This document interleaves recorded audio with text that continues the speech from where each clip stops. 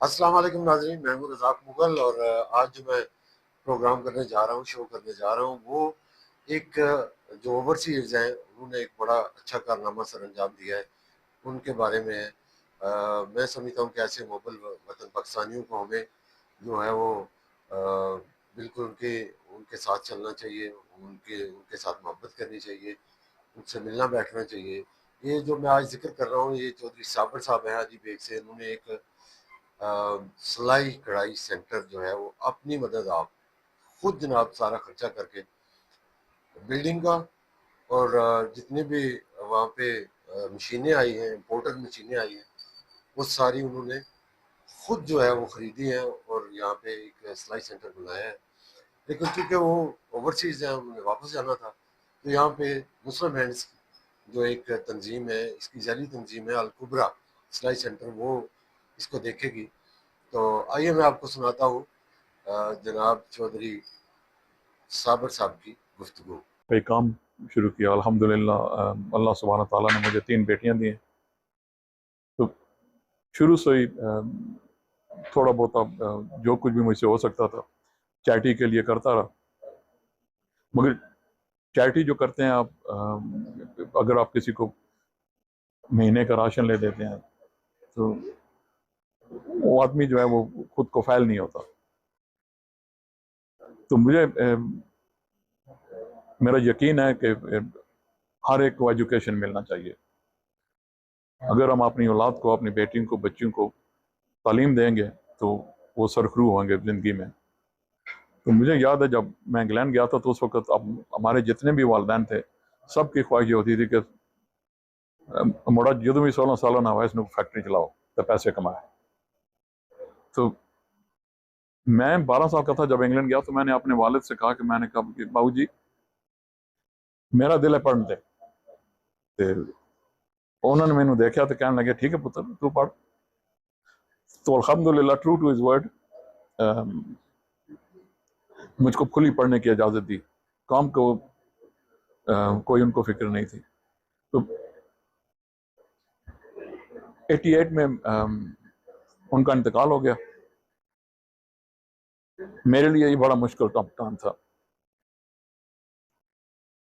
तो ख्वाहिश ये थी कि ज़िंदगी में उनकी यादाश्त के लिए कोई सदका जारिया का काम कर दें। तो आहिस्ता आहिस्ता मैं गांव के लोगों की मदद करता था, आसपास के जो जो लोग हैं मदद करता था। पहले मैंने व्हील चेयर ला के दी, तकरीबन 35 व्हील चेयर, जितने भी लोग मजदूर लोग हैं सबको मुफ्त में दी। उसके बाद ख्याल आया कि बच्चियों के लिए क्यों ना सिलाई की मशीनें ले आए। तो मैं तकरीबन 35 सिलाई की मशीनें ले आया। तो जब अली बेग गर्ल्स स्कूल गया तो उन्होंने कहा कि भाई इन मशीनों की हमें ज़रूरत नहीं है, ये बच्चियां शायद ना कर सकें। तो मेरे वालिदैन ने मुझको ये थोड़ी सी जगह मुझे दी थी कि ये तुम्हारी। तो उस जगह पे मैंने मुस्लिम हैंड की से रब्ता किया। तो मैंने कहा कि अगर आपको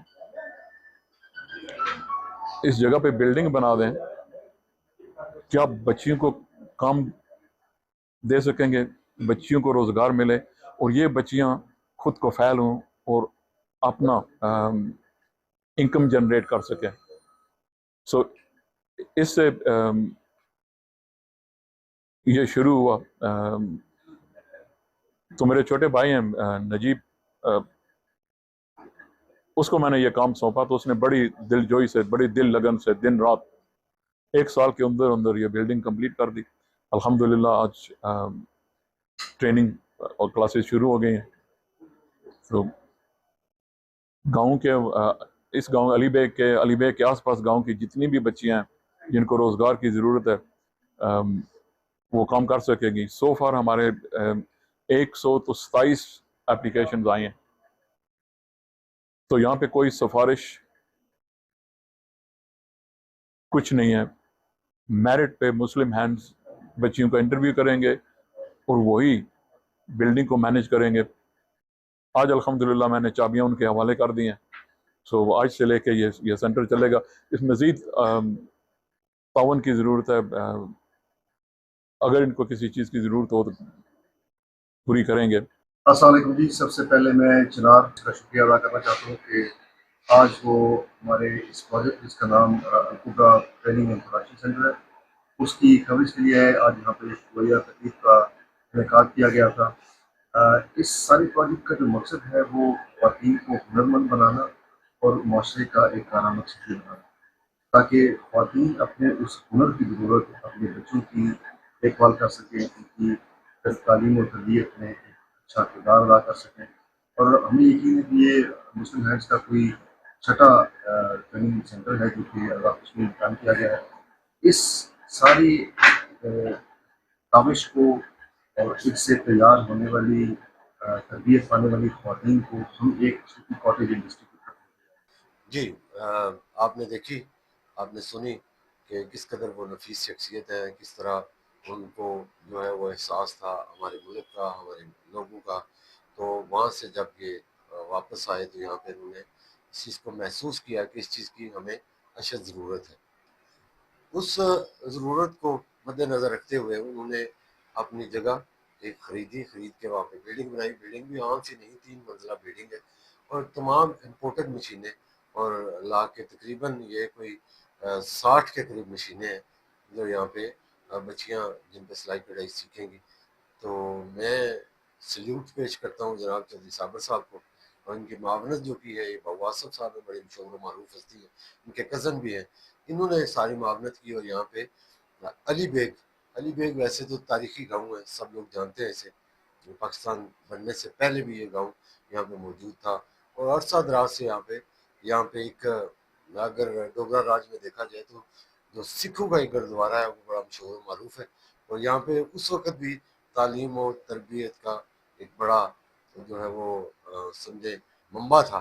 लोग यहाँ पे आते थे और यहाँ पे तमाम लोग इकट्ठे ही रहते थे।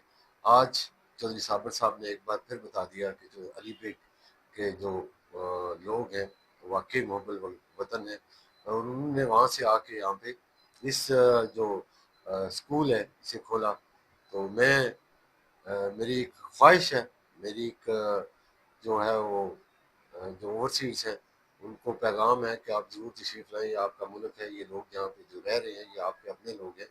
इनकी जो है वो मोहब्बत में आप ज़रूर यहाँ पे आएँ। मैं सल्यूट पेश करता हूँ एक बार फिर जनाब चौधरी साबर साहब को, जिन्होंने ये बहुत बड़ा कारनामा सरअंजाम दिया है। बहुत शुक्रिया।